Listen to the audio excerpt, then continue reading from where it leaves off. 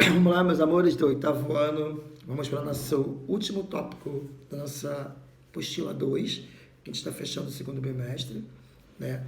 Esse finalzinho de período, né? Espero que vocês estejam bem e vamos lá, vamos pegar esse momento. Eu sei que vocês estão com muitas coisas para fazer, mas a gente precisa fechar esse último material. A apostila de vocês é bem grande e a gente consegue fechar hoje esse último.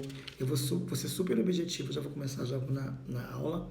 Apostila, peguem ela aí, página 21, acompanhe aí, né, vocês com a apostila, né, não esqueça de colocar a data de hoje, né, dia 13, né, e como que a gente desenvolve esse trabalho aí para a gente poder caminhar, ok? Vamos lá então. Página 21, o surgimento de um novo estilo, o gótico. A gente na semana passada falou sobre o românico e o bizantino, e a gente vai falar hoje sobre o gótico, que é o movimento que vai dar caminho para novas perspectivas dentro do pensar medieval. Então, vamos acompanhar a leitura aqui da apostila mesmo. Durante o processo final da Idade Média, entre os séculos XII e XV, então a Idade Média ela vai terminar no final do século XII e XV. Ela vai começar a entrar em declínio. Por que a Idade Média vai acabar? Porque a classe burguesa ela vai crescer no período medieval, ela vai montar as feiras, os mercados, a cidade começa a movimentar e você começa a ter o capital, o capitalismo. E surge essa nova classe, né, que é a classe burguesa, que são os grandes empresários até hoje. Então, durante o século XII e XV, o feudalismo ele vai, que é a Idade Média, o feudalismo ele vai tomando seu pequeno momento. Muitas mudanças ocorreram na Europa nesse período. As sociedades feudais foram deixadas de lado, foi o que eu falei agora, dando lugar às monarquias, ao clero e às grandes cidades. Acabei de falar isso, né? Você vai acabar, os feudos o poder vai começar a ser centralizado. Você tinha o poder todo descentralizado, e aí os feudos eram independentes, cada um mandava entre si. O fim da Idade Média vai ser com a ideia do poder centralizado num rei, no clero, né? E aí você vai ter ali um rei que vai, junto com a igreja, comandar aquela nação, aquele espaço. Você vai ter monarquia junto com o clero e você vai construir grandes cidades dentro dessas nações. Então, olha que você vai ter grandes cidades dentro das nações. Por exemplo, vou dar um exemplo bobo, Europa. Aí, a Europa, vamos dar um exemplo. Você vai ter uma cidade, França, que você vai ter um rei francês. Dentro dessa França, você vai ter várias cidades, essas cidades vão ter vários comércios, que vai fazer movimentar essa França, que vai ter relações comerciais com Portugal, que vai ter com Itália, vai ter também um rei na Itália, um rei em Portugal. Então, a gente vai começando a sair desse lugar feudal, criando um rei para esse Estado nacional, e esse Estado nacional vai gerar ali uma relação de domínio andando junto o clero e a igreja, o clero e o rei, né? Clero e a igreja é a mesma coisa, gerando aí um contexto de construção de um pensar capitalista, né? De uma ideia de mercado livre, uma ideia de capitalismo tecnológico, uma evolução da tecnologia, capitalismo financeiro, cidade, empresário, burgos, os burgueses, isso vocês já sabem. E aí, os fatos que deram início a uma economia baseada no comércio, né? Que aí você vai deixar de ter... Porque os feudos se autossustentavam. Os feudos se sustentavam. Já aí você vai ter que ter o comércio. Surge o pensar capitalista aí. O comércio que fortaleceu ainda mais o deslocamento do campo para os centros urbanos, né? E aí onde você vai ter mais comércio? Isso está refletido até hoje. O comércio você vai encontrar nos centros urbanos. Nos espaços rurais você não vai ter comércio. Você vai ter lá uma agricultura, uma pecuária desenvolvendo ali, que vai ser base para criar produtos, para esses produtos chegarem ao mercado, ao comércio que a gente está inserido. Muito boa essa introdução da apostila de vocês. Foi durante essas mudanças no norte da França. E aí, ele acabou de falar de França. Quem vai começar a pensar um formato diferente no norte da França, que o gótico surgiu e difundiu-se inicialmente como um estilo arquitetônico por várias partes da Europa até o século XV. Olha bem, gente, gótico não é estilo de vida. Gótico não é aquela pessoa que se arruma de preto e vai. Pode ter outras ramificações do gótico, mas o gótico ele nasceu na arquitetura. Eles vão criar uma arquitetura gótica, um estilo arquitetônico, né, na Europa até o século XV. É importante entender, isso começa no 12, tá? Até o 15. É importante entender que a arquitetura na Idade Média era considerada, arrisca isso, é importante entender que a arquitetura na Idade Média era considerada uma arte extremamente importante e o que deveria ser apenas uma renovação técnica tornou-se um dos mais importantes e grandiosos estilos arquitetônicos de todos os tempos. Olha bem, o gótico se tornou uma das maiores produções arquitetônicas no mundo. Era para ser só uma renovação da arquitetura românica e bisânica, mas acaba virando algo de total importância em todos os tempos. Vamos lá. O abade francês Surger, considerado o primeiro mestre de obra do período gótico, sentiu necessidade de uma igreja maior, já que em dias de festa a sua ficava completamente cheia. Foi durante a reforma da igreja que Surger decidiu demolir as paredes, que eram densas e pesadas, e aumentar as janelas, trazendo junto com elas o quê? A luz para o interior do templo. Então, gótico não tem nada a ver com escuridão. Gótico não tem nada a ver com treva, com coisas negativas. Gótico tem a ver em ampliar na arquitetura e trazer a luz para dentro do templo. E essa transformação vai acontecer porque a igreja fazia tudo dentro dela e ela ficava cheia e não tinha espaço. Porque as românicas e bisânicas, elas eram pequenas. Elas eram pequenos templos. Elas vão se tornar templos grandes, né? Que é essa capela de Notre Dame, olha o tamanho, né? Você vai ver a diferença das românicas e você vai ver, isso aqui é uma ampliação, né? Que eles vão ter para o processo dessa arquitetura. Como eu disse a vocês, que tudo começa com arquitetura. Então, isso vai ter estilos arquitetônicos de todos os tempos. Vai ser o maior de todos os tempos. Então, ele vai criar aí, né, essa situação. Foi a partir desse instante que as cidades francesas, riscam isso, foi a partir desse instante que as cidades francesas começaram a construir ou reformar suas próprias igrejas no estilo gótico, quase como uma competição. Então, olha o que acontecer. O abade vai fazer uma, e todo mundo entende que isso pode ampliar mais, então todas as igrejas construídas na França, o movimento gótico começa na França, começa a ampliar esse processo. Amplia, e aí todas as igrejas querem fazer. Aí você vai ter na Europa toda, ó, na página 22, aí todo mundo quer imitar. A Europa é assim, um faz uma coisa, todo mundo copia.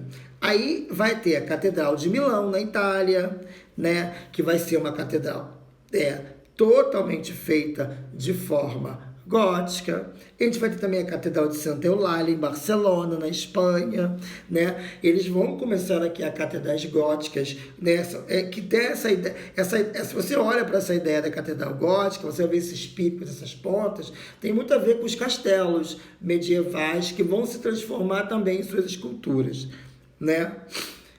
Aquele castelinho que é a abertura da Disney, ele é totalmente gótico, tá? Então vamos lá, características arquitetônicas dessa construção gótica. O estilo possui características bem marcantes e próprias, que tornaram a leveza de suas construções possíveis, né? Aquele peso da arquitetura bisânica, da arquitetura românica, começa a se perder, né? Os arquitetos góticos desenvolveram as abóbadas de cruzaria e os arcos ogivais, né? O que eles vão pensar? Vamos criar uma nova forma, vamos tirar aquelas abóbadas que foram antes e vamos criar uma novas abóbadas e arcos ogivais, o que possibilitou ampliar as dimensões da altura dos edifícios. As grandes colunas dos períodos anteriores também não se faziam mais necessárias, já que a estrutura atual era leve, não era mais pesada. Colunas mais finas conseguiriam atender à necessidade. Além desses elementos, foram desenvolvidos os chamados de arcobotantes e contrafortes, estruturas externas, né, do lado de fora, utilizadas como forma de dividir e sustentar o peso das paredes da coluna. Isso é arquitetura pura, tá? E engenharia. Uma característica importante na arquitetura do período é o quê? Vamos lá, isso que é mais importante. Risquem isso. Uma característica importante é a altura, que junto ao luxo trouxeram uma sensação de diminuição do ser humano. Olha bem, olha aí que vem a questão de colocar o ser humano como inferior e o teocentrismo, Deus como superior.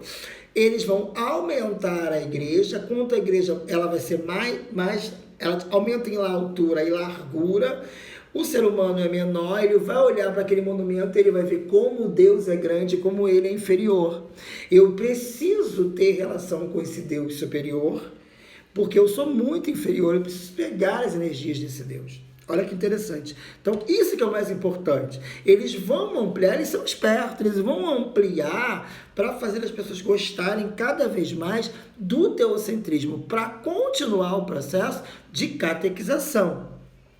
Junto a isso, a altura das torres e verticalidade das igrejas apontada para o céu, né? Você vai ter uma verticalidade fazendo reverência a Deus. Olha aí, por que tem essas pontinhas aqui? Porque elas são todas apontadas para o céu. Por que então? Porque elas estão dizendo que ali é o lugar onde tem uma relação muito forte com Deus. Então, quanto mais alta e mais larga, porque as igrejas românicas e bisânicas, elas eram amplas, elas eram pequenas, e elas não tinham esse contato. Mas o grande intenção que eles tinham aqui era fazer as pessoas se sentirem menores para reverenciar a Deus. Aí você vai ver aí na página 22 as abóbadas de cruzaria, a imagem, esses arcos ogivais, né? Isso é um formato ogival, né?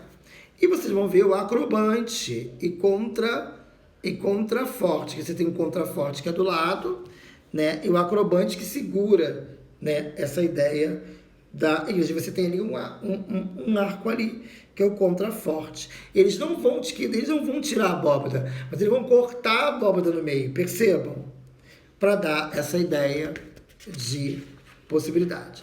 E aí, para essa luz entrar, página 23, eles vão usar uma outra coisa, que são os grandes vitrais, que vocês estão vendo aí as imagens no livro de vocês, né? Os vitrais e rosáceas góticas são chamados de vitrais, eles vão usar os vitrais e as rosáceas.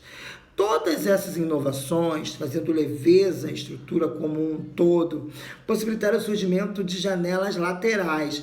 Vão ter janelas laterais. Uma das características mais marcantes da arte gótica foi o quê? Os vitrais. Os vitrais acompanharam o crescimento da altura das igrejas e também ampliaram, chegando a ocupar paredes inteiras no final do período e enchendo as catedrais com luz e muita cor. As histórias contadas através desses vitrais geralmente representavam o quê? Episódios da Bíblia. E, vamos lá, tanto da igreja bizantina, tanto na igreja românica, tudo era contado através de mosaicos, beleza? Já na igreja gótica, você vai ter mosaico, mas você também você vai reforçar usando os vitrais. E os vitrais eram sempre com desenhos de episódios da Bíblia, de coisas da Bíblia. Mas é possível encontrar também em algumas construções janela que ilustrava as profissões dos membros que financiavam as janelas, como vendedores ou pedreiros. Então você vai ter ali uma publicidade de profissões e da Bíblia dentro da própria igreja, que era um lugar de grande acesso das pessoas. Então vocês estão vendo aí vitrais da Catedral de Chartres, na França.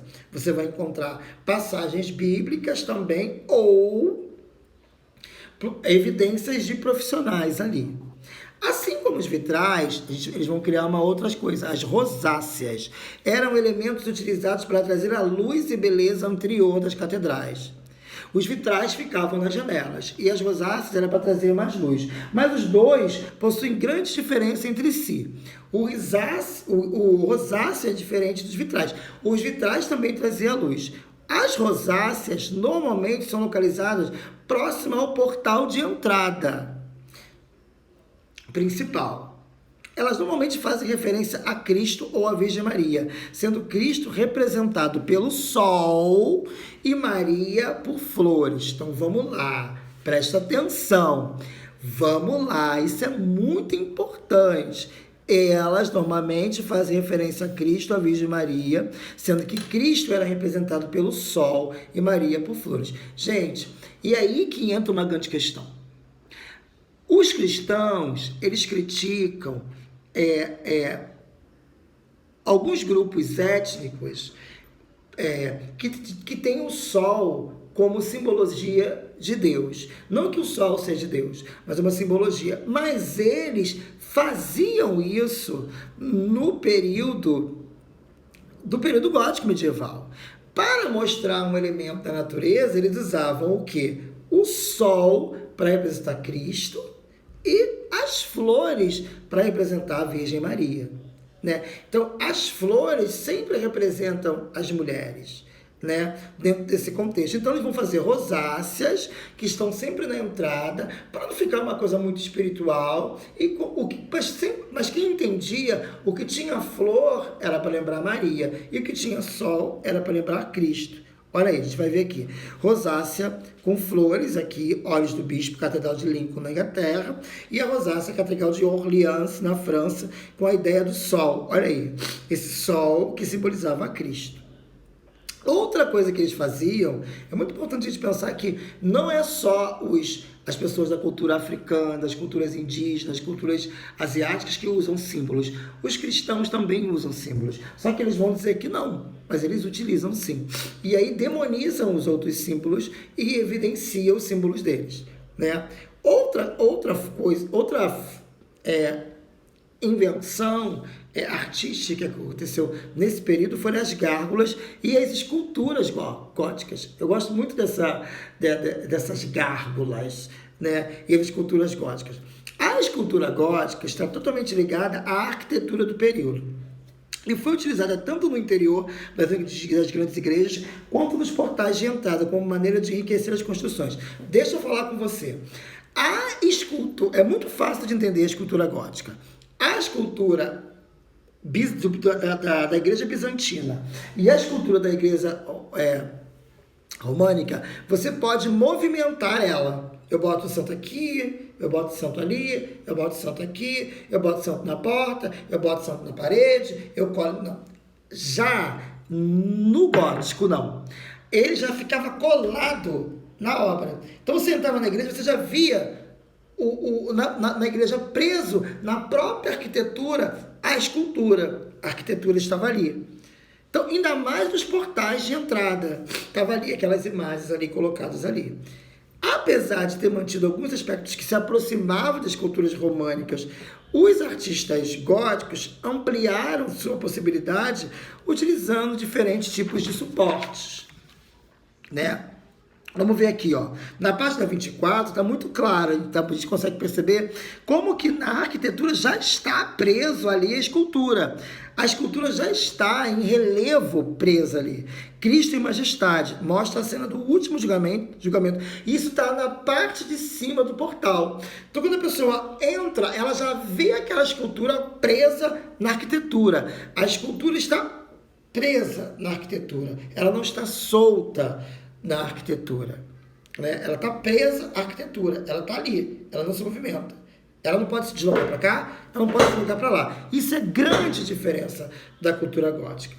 Outro elemento arquitetônico, escultórico, muito utilizado durante o período gótico foram as gárgulas. O que é? Com a aparência de figuras animalescas, monstruosas, elas atuavam como calhas, com a função de escoar a água da chuva. Não tem essas calhas que tem que bota, aí caía água, e aí saía da boca delas água, porque elas entravam, ou saía do ouvido, ou saía da boca, ou saía dos três ao mesmo tempo, para escoar água. Acreditava-se que as gárgulas eram colocadas nas catedrais medievais para ilustrar a necessidade de vigilância constante contra os maus espíritos, mesmo em locais sagrados. Então, olha que interessante, eles vão botar... Eu acho muito inteligente. Eles vão colocar na parte de fora da igreja imagem de Cristo e animais monstruosos, mostrando que era o diabo. Mas, na verdade, da boca desses animais saiu água, que era para escoar a água que caía da chuva, como se fosse ali umas calhas para isso. Mas eles não perdiam tempo para continuar evangelizando as pessoas. Eles utilizavam a ideia dessas esculturas presas, falando de Deus, mas logo nos portais você tinha lá as imagens monstruosas, dando a ideia do mal, para as pessoas poderem ficar nessa dicotomia, nesse paradoxo entre o bem e o mal. E por último, para fechar, nesses nossos últimos minutos, a gente tem a famosa Catedral de Notre Dame, que ano passado sofreu um incêndio, né? Que está localizado em Paris. Uma das igrejas mais famosas do período gótico é a Catedral de Notre Dame, construída a partir do ano de... Ela começou a ser construída, em 1163, a gente vai dizer no século XII, em uma pequena ilha situada no rio Sena, em Paris. A igreja foi dedicada à Virgem Maria, Notre Dame. Notre Dame significa Nossa Dama, Nossa Mãe, né? E por isso recebeu o nome de Notre Dame, que em português significa Nossa Senhora. Ok? A catedral foi palco de muitas mudanças e polêmicas. Algumas partes da construção foram demolidas para serem reconstruídas com características de novos movimentos. E durante uma escavação foram encontradas catacumbas e ruínas romanas em seu subterrâneo. Mas recentemente, em 1991, a igreja começou a ser reformada com um projeto de 10 anos, mas a reforma se estendeu muito além do prazo. Então, era para reformar, começar em 91, terminar em 2001, mas foi indo. Em 1831, o escritor Victor Hugo concebeu o romance O Corcunda de Notre Dame, que tem até filme da Disney, com uma história que se passava na catedral durante a Idade Média. Né? Então, o filme Corcunda de Notre Dame ele acontece na Idade Média, dentro dessa catedral. A poética em torno do monumento fez surgir uma nova vontade de conhecimento sobre a arquitetura e história da Catedral de Notre Dame de Paris. Então você tem aí a Catedral de Notre Dame, fachada ocidental, a rosácea de Notre Dame, que é uma rosácea toda voltada a Maria, porque Maria representa as flores, e a entrada, que é o portal do julgamento, cheio de ideias. A gente vai ter ali as gárgulas também. Observação. O Corcunda de Notre Dame é uma animação dos estudos de Walt Disney, inspirada no livro do mesmo nome do autor Victor Hugo. O filme se passa em Paris durante 1482, que é o século XV, e trata da história de Quasimodo, o cineiro de Notre Dame, que luta por sua aceitação pela sociedade. Assista ao filme e observe atentamente os detalhes arquitetônicos da Catedral de Notre Dame. Né? Esse filme eu nunca vi, mas é um filme da Disney, é um filme antigo, né? E a Catedral de Notre Dame. Então, espero que vocês também façam a questão 3, né? Que praticando aqui, observe e analise as imagens a seguir e indique quais catedrais pertencem à arquitetura gótica, pode ser encontrada em nossas construções, né? A gente pode olhar aqui, né? E 4. Após conhecer as principais características da arquitetura gótica, crie através de um desenho em seu caderno a fachada de um prédio que possua todos esses elementos. Gente, eu prefiro que vocês, nessa questão 4, ao invés de desenhar, pesquise a Catedral da Sé em São Paulo. A Catedral da Sé em São Paulo, ela é uma catedral gótica. E aí vocês podem pegar e imprimir e colar no caderno de vocês uma catedral gótica brasileira. Ok? Tudo bem? Nos encontramos daqui a pouco para a gente poder se ver e poder tirar dúvidas. E a gente fechou a nossa apostila do módulo 2. Tá bom? Um abraço e até daqui a pouco.